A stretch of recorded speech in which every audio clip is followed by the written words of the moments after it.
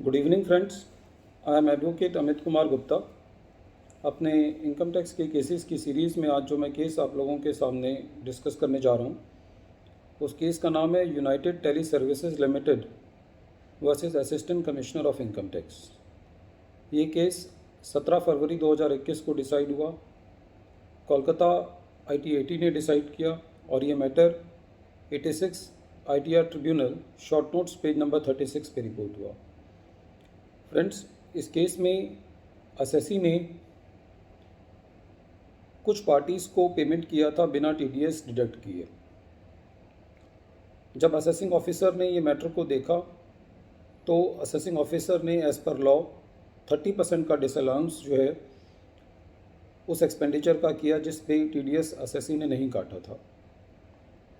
एक और इसमें मैटर ये इन्वॉल्व था कि असेसी ने कोई लोन लिया था अपना ऑफिस ख़रीदने के लिए और उस लोन पर जो इंटरेस्ट को अपना एक्सपेंस बुक किया था, लेकिन इस केस में जो असेसी था उसने वो ऑफिस अभी उसका ऑपरेशनल नहीं हुआ था, इसलिए उस ऑफिस को ख़रीदने के लिए जो लोन लिया गया था उसके ऊपर भी जो इंटरेस्ट था वो डिसअलाउ कर दिया गया, ये कह के कि अभी ऑफिस ऑपरेशनल नहीं हुआ है, इसलिए ये इंटरेस्ट जो है वो ऑफिस की कॉस्ट में ऐड होना चाहिए और इसको रेवेन्यू एक्सपेंडिचर के बतौर क्लेम नहीं किया जाना चाहिए। मैटर CIT अपील के पास गया।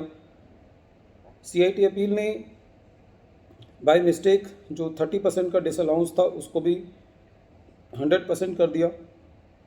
जो लोन वाला डिसअलाउंस था उसको स्टेटस क्यू रखा और एक और कोई बोगस परचेजेस के नाम से कुछ ऐसी परचेजेस जो कि असेसी ने इन्फ्लेट की हुई थी उसके नाम से और एडी कर दी।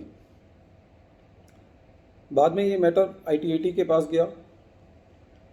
असेसी अपने केस के लिए ये प्ली ले रहा था कि जिन असेसीज के लिए उसने TDS नहीं काटा है, जिन पार्टीज़ के लिए उसने TDS नहीं काटा है, उन पार्टीज़ ने अपनी trading and profit and loss account में उस इनकम को कंसीडर कर लिया है और उस पर टैक्स पे कर दिया है और उसका सर्टिफिकेट भी जो है वो असेसी ने उनके चार्टर्ड अकाउंटेंट से लेकर के सबमिट कर दिया था। तो इसीलिए जो 30% का डिसअलाउंस है वो नहीं किया जाना चाहिए। ITAT ने असेसी की बात को कंसीडर किया और उस मैटर को AO की फाइल पे रिवर्ट बैक कर दिया कि ये चेक करने के लिए कि क्या जिन पार्टीज़ का TDS असेसी ने काटना था उन पार्टीज़ ने उसको अपनी इनकम में कंसीडर कर लिया और टैक्स दे दिया है। जहाँ तक कि इंटरेस्ट ऑन लोन की बात थी वो असेसी की डिसअलाउंस कायम रही क्योंकि जो ऑफिस था वो अभी ऑपरेशनल नहीं हुआ था। और जो तीसरा मैटर था कि जो असेसी के लिए जो परचेजेस इन्फ्लेट की थी उसने उस मैटर के लिए भी कोलकाता ITAT ने वो मैटर असेसी की फाइल असेसिंग ऑफिसर की फाइल पे रिवर्ट बैक कर दिया।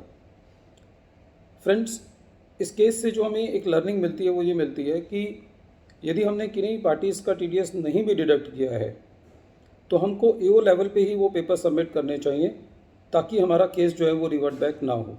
यदि हम बाद में जाके CIT अपील लेवल पे या ITAT लेवल पे ये बात कहते हैं तो हमारा केस जो है वो रिवर्ट बैक हो जाता है और फिर दोबारा हमको जो है वो एक लिटिगेशन के प्रोसेस से जाना पड़ता है। तो इस केस में यही हुआ, असेसी ने अपनी लड़ाई लड़ी।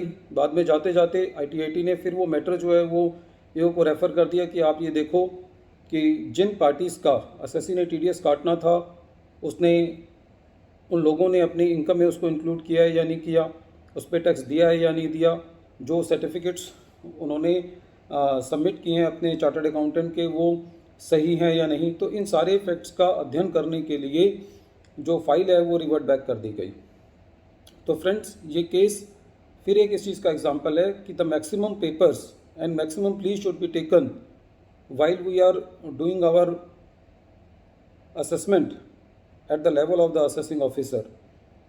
यदि हम ये राइट को तब एक्सरसाइज नहीं करते और बाद में करते हैं तो जितनी भी हायर अथॉरिटीज़ हैं उनके पास कोई ऑप्शन नहीं रह जाता खाली केस को रिवर्ट बैक करने का, रिमांड बैक करने का और जिसकी वजह से एसएससी का टाइम और एनर्जी दोनों वेस्ट होती हैं। और जब टाइम निकल जाता है तो पुराने पेपर्स को एकजुट करना, दोबारा उनको पुराने रिकॉर्ड से निकालना और भी ज़्यादा जो है वो मुश्किल हो जाता है, क्योंकि जैसे जैसे टाइम बीतता है तो पुरानी पार्टी से जिनसे हमने लोन लिया होता है, जिनको हमने पेमेंट की होती है, उनसे भी कंफर्मेशंस वगैरह लेना मुश्किल हो जाता है। तो इस केस में फ्रेंड्स टीडीएस के मैटर पे केस को रिवर्ट बैक कर दिया गया, रिमांड बैक कर दिया गया असेसिंग ऑफिसर की फ़ाइल पे। अब असेसिंग ऑफिसर दोबारा फाइल का अध्ययन करके मैटर डिसाइड होगा। Friends, once again I am repeating the name of the case.